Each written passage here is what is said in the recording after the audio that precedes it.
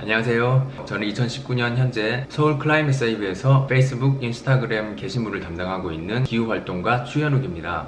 질문요. 제가 상황을 잘 모르긴 하지만 아마존 이미 다 없어지지 않았나요? 면적이 70% 이상 탄 걸로 알고 있어서.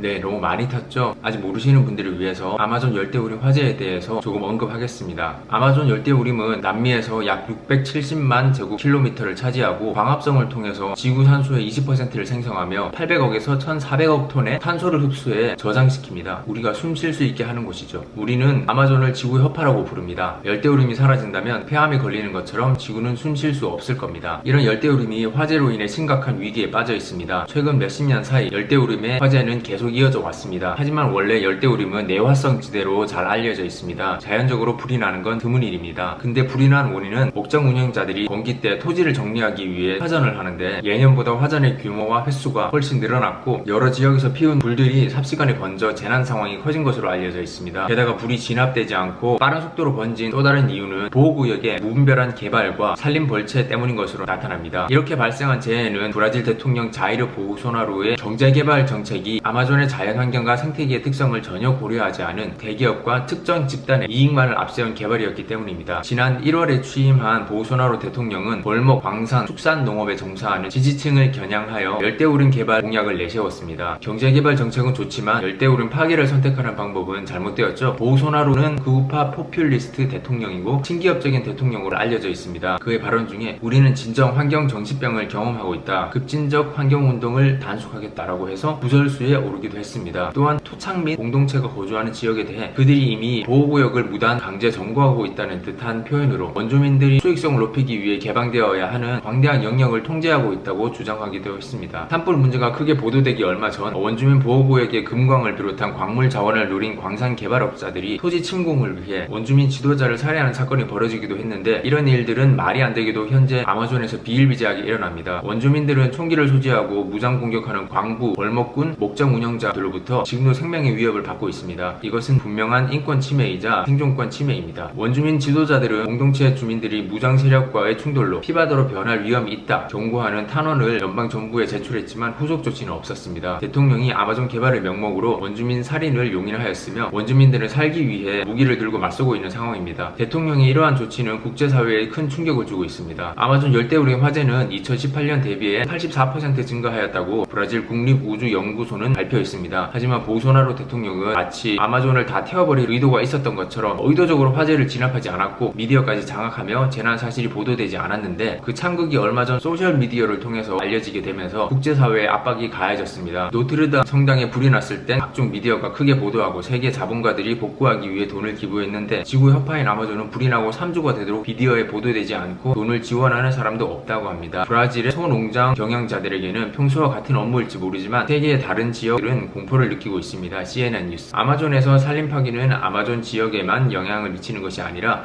우리 모두에게 영향을 미칩니다. MBC 뉴스. 브라질 위성 데이터에 따르면 지난 몇 주간 화재로 인해 아마존 열대우림은 분당 축구장 3개 면적만큼 사라지고 있습니다. 이로 인해 산채로 타죽은 야생 동식물의 개체수는 상상을 초월하는 수준입니다. 아마존에서만 서식하는 청마코 앵무새는 이미 멸종된 것으로 보고되었고 화재로부터 효과적으로 도망칠 수 없는 나무늘보와 같은 수많은 동물들은 저항하지 못한 채 그대로 불 속으로 사라지고 있습니다. 프랑스, EU, 남미 공동시장 자유무역 협정 체결을 승인하지 않겠다. 노르웨이는 아마존 기금에 대한 신규 기부를 중단하겠다. 독일 산림 보호 목적 투자 계획을 취소하겠다. 잇따른 국제사회의 압박에 의해 그제서야 브라질 대통령은 화재 진압을 위한 군대 투입을 승인했습니다. 4만 4천여 명의 병력과 군용기를 동원해 화재 진압을 시작했습니다. 미국과 이스라엘에도 지원을 요청했다고 합니다. 앞에도 말씀드렸듯이 화재의 원인은 세 가지로 요약됩니다. 벌채, 광산, 축산업. 이 중에서도 가장 큰 원인은 소목장의 운영입니다. 브라질은 현재 세계 최대의 소고기 수출국입니다. 2018년 소고기 수출로 67억 달러의 이익을 창출했습니다. 보우소나루 대통령은 이른바 소고기 이익단체의 후원을 받고 있고 목장 운영을 위한 화전은 점점 더 장려되고 있습니다. 브라질은 또한 세계에서 두 번째로 큰 대두콩 생산국이며 아마존에서 재배된 콩의 약 80%가 동물 사료로 사용됩니다. 축산업이 존재함으로 인해 소모되는 토지 문제는 농업에도 손을 뻗치고 있고 심각한 수준입니다. 대두를 미국으로부터 주로 수입하던 중국은 최근 미국 대두에 관심을 관세가 높아져서 브라질로 손을 뻗쳤으며 브라질은 대두 수출을 늘리기 위해 아마존의 농경지를 늘리고 생산에 집중하고 있습니다. 그리고 아마존에는 금, 알루미늄, 석유 매장지대가 있습니다. 국제환경단체인 아마존 환경정보 네트워크에 따르면 불법 채굴이 전례 없이 급증했다고 전합니다. 그리고 늘어가는 목재 수요도 불법 벌채를 유발하고 있습니다. 그럼 다시 질문으로 돌아와서 아마존의 70% 이상 탔다는 정보는 아직 찾지 못하였습니다. 하지만 면적으로만 따진다면 아마조니아 주의 70%는 손실을 입었다고 생각해도 될 것 같습니다. 최근 뉴욕타임즈 기사에서는 아마존 숲은 빠른 속도로 사라지고 있고 아마존 전체가 티핑 포인트를 넘어 스스로 파괴하기 시작하게 될 것이라고 예측하고 있습니다. 아마존이 한계점을 넘어서게 될 시기에 대한 질문에서 환경과학자 토마스 러브조이와 브라질 환경과학자 카를로스 노브레가 동일하게 20에서 25%라고 답했습니다. 아마존 생태계 훼손율이 20에서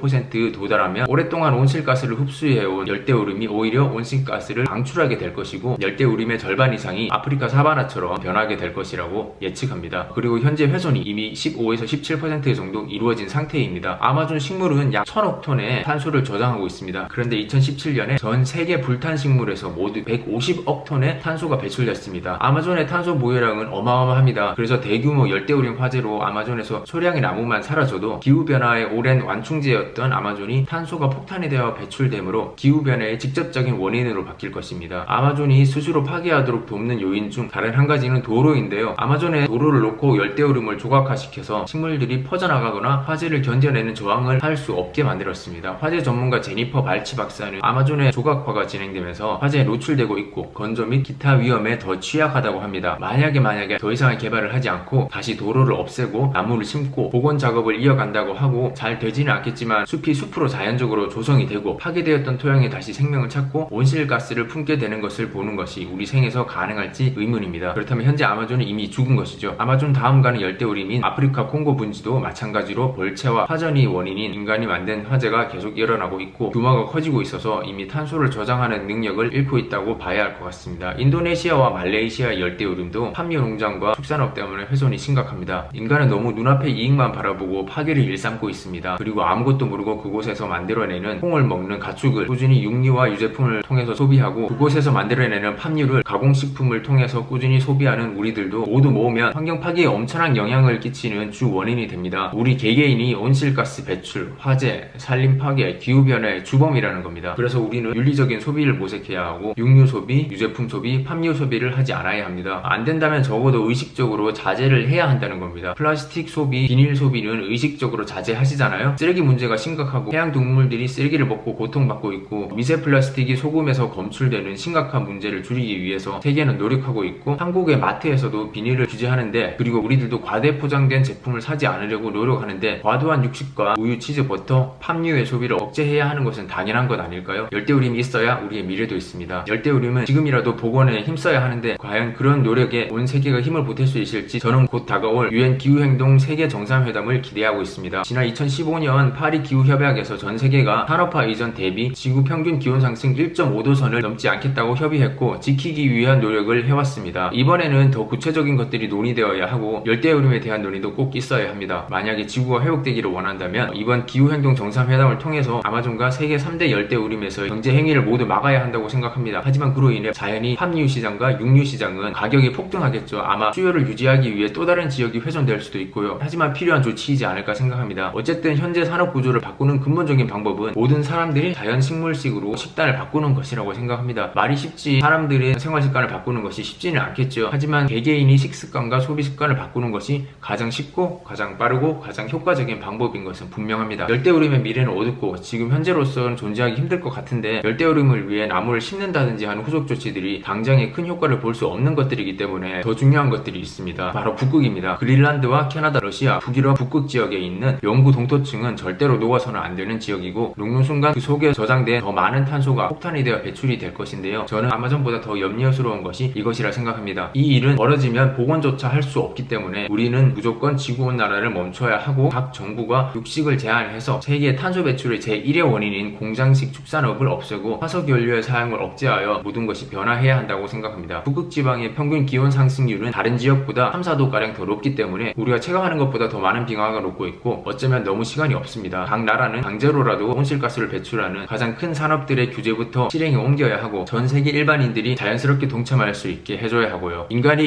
인간을 바꾸고 이해시키는 것이 가장 어려운 것 같습니다. 저는 각 나라 정상들이 모두 심각성을 알고 변화를 과감히 추구하는 움직임이 조만간에 나타나길 알리고 있고 매일 마음을 졸이며 바라고 있습니다. 열대우림 화재는 인재입니다. 월체와 화재는 인간의 과도한 육류 소비 때문에 규모가 커지고 있고 세계 3대 열대우림은 모두 이미 온실가스 저장이라는 주요 기능을 제대로 유지 못할 정도로 훼손됐습니다. 지금 당장 해야 할 일은 전 세계가 육류 소비를 혁신적으로 줄여 축산 낙농업과 대두 사료 생산 산업을 줄여야 하고 가공식품의 수요를 억제해서 팜유 산업도 확실히 줄여야 하고 열대우림 복원 작업에 힘써야 합니다. 그 길이 파멸을 막는 유일한 길입니다. 전 세계인이 그것에 동참하지 못한다면 30년 안에 지구의 모습은 완전 달라질 것입니다. 우리가 누구나 꿈꾸는 각자의 미래들은 어떤 형태이건 존재하지 않을 것입니다. 인스타그램, 페이스북, 유튜브 댓글 등 어떤 경로로든 질문을 해주세요. 질문을 바탕으로 좋은 내용을 계속 만들어 공유하겠습니다. 마지막으로 질문 하나 하겠습니다. 여러분은 진정 산소보다 햄버거를 더 좋아하십니까? 아마존 열대우림을 원래대로 복구하는 데는 최소 200년이 걸린다고 합니다. 우리는 당장 육식을 과감하게 줄이는 세계적인 노력에 동참하고 가축으로 인해 불필요하게 다량 발생되는 탄소 배출량을 대폭 줄여 지구를 구하려는 의지를 보여주어야 합니다. 우리 모두에게 그럴 의지가 있다고 생각합니다. 우리에겐 정말로 햄버거보다 산소가 더 중요하니까요.